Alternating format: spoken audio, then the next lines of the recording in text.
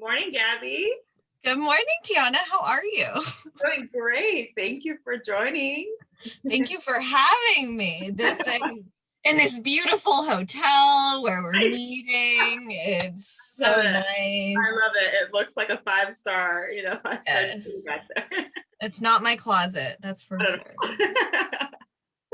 So, how are you feeling the day after the plays? Tired. Very, very tired. You're running around left and right. Yes, my body physically hurts. But it was great. It was a lot of fun. Honestly, some of these plays I've been in the rehearsals for all of them, and some of them I haven't seen since I read them Mhm. 4 months ago. And watching it all come together was really nice. I can only imagine.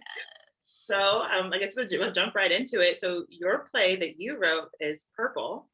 Um, So this year, the Festival of New Plays is social justice. How do you see Purple fitting into that? That's super interesting because I like a few other people in the festival took the playwriting class last semester, and we knew the goal of the festival was to probably focus on social justice. And everyone definitely related most of their plays towards the Black Lives Matter movement, which I thought was great. And that's actually what I wanted to do. It's just not what really happened. I had a lot of different ideas for a protest play that I could write, but nothing sort of came out. And then while I was sitting at home, in my closet, lots of people were making jokes every day about me sitting in my closet all day long.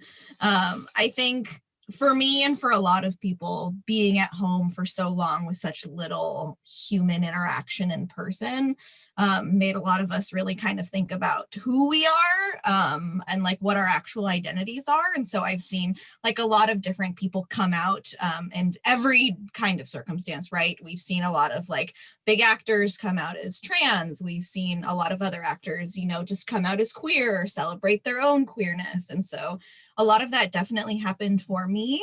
And I saw it happen to close friends of mine. And so this play kind of came from that. I wanted to write a play about bisexuality. That was the goal. And what I ended up writing was a play sort of about a couple. So I think I kind of hit my mark.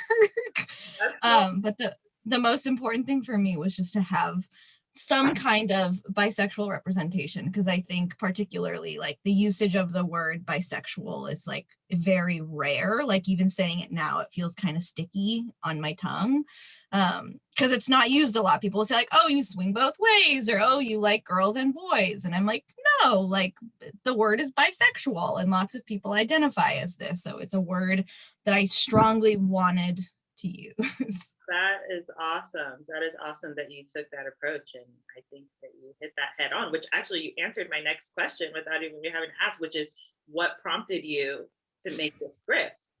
So just the fact. Yeah, it's that. It was COVID. Everything else. Carlos and Lily, who were the actors in my play, I was very fortunate because I knew both of them before this process, and they both did a phenomenal job. And they asked a lot of questions about like where the characters came from and things like that. And I think Olivia, the female character, is very much based on a lot of people that I personally know. And a lot of parts of her are definitely me. I don't think that she's me, but a lot of parts of her are. And Adam came from a lot of different type of people, and his character probably changed the most throughout the whole writing process, because I rewrote it a fair amount of times. And he started off as really just like an asshole, and he very much ended, I think, as a like more well-rounded sympathetic character. So I'm proud of where he came from, but I needed to dig a little deeper to find out who he was. That's so awesome. So that leads me to my next question, which is what was your process writing the script, and were there any particular challenges that you faced? Oh, I'm so curious to watch everybody else's interviews. I don't know. It was really hard for me. It was really, really hard for me. I think I would get some ideas while I was doing something else, and I would like sit and I would type out a bunch of dialogue, and then I would come back into it and work on it for a couple hours. But while writing, every time I worked on it for a while, like it drained me very much. Like I would write and then I would sit on the couch face down and just I couldn't do anything else for the rest of the day. So for me it was very draining, it's been very rewarding, but very emotionally exhaustive, which I think that's great. I think if art does that to you, it's a good thing, but it was not all smiles and happy time for me. It was tough. Wow, well that's how you know you're putting your art out there and their vulnerability out there for people to experience. And I think, it's never going to be something that's super easy. I mean, I'm sure there are, but it's awesome. So what was your experience in rehearsal, seeing your play? I don't like these questions.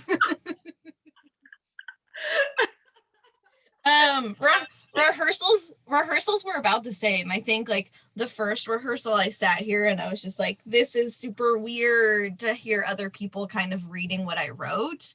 And it was great because I think all of us rewrote our plays at least a little bit throughout this process, and hearing it like spoken out by talented actors made it clear the parts that were kind of like sticky, and the parts that needed to be adjusted, which is why I ended up rewriting so much of it. Yeah. So at first it was really weird, and then it was amazing, and I was just so happy and so proud of all the work everyone was doing. And then I got really sad again, and I stopped going to rehearsal. Really? So what was that? What was the reason for that? Really, I think Carlos and Lily did a really good job of like finding out who the characters were and like really getting into the scene and adding a lot of nuance into like their tender moments and the moments where they argue. And how it's turned out is not at all how I would have expected, which I think is really great. But it got very emotional. It was like writing it all over again, but times 10, like watching it happen in front of me. It was really sad. So I think it's because they did a great job, but I stopped going to rehearsals for my play because it was too much. Wow, that's incredible. And kudos to the actors for being able to bring your story to life. I mean, I think well done. They served their purpose. They did. I'm super proud of them. They did great. Okay, so my next question is, what would people be surprised to learn about you? As a playwright or just as a person in general? Because, I'm like, I know I read these questions beforehand, but I thought I had answers and I don't. I don't know what people would be surprised to learn about me. My fun fact that I always tell about myself is that I'm a tri-citizen. I'm a citizen of Brazil, Canada, and the United States. Oh, wow. Wow. I'm an immigrant. I moved to the United States when I was 2 years old.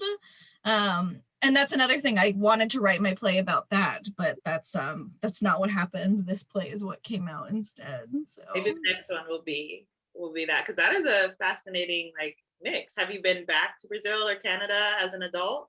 Canada, yes. I like to go to Canada as frequently as I can. COVID has gotten in the way of that. I don't have family in Canada. I just really like Canada.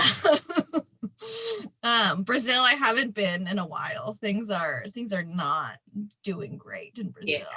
Yeah, but that's fine. The only other fun fact about me is that I have a cat who likes to pop into my Zoom meetings. I wish she was here right now. Aww. So do you see yourself writing any other plays in the near future? Get it out? I don't know. And like maybe I have an idea for a jukebox musical that I might start just casually working on, if anything, just for myself, just to have it exist somewhere where I can enjoy it. As of right now, I have no plans to write anything else. I want to keep up to date on like my playwriting discourse and like keep that muscle fresh. Yeah, I'm hopeful for the future of this play. I'm gonna see if I can do anything else with it, is my current goal. Of course, you guys. Energy follows intent. I'm excited to see it. Super stoked. Well, thank you for joining us. I appreciate it. Thank you, Tiana. You're a great interviewer. You're doing this. You're so suave. Appreciate it, Gabby. Bye. Hey.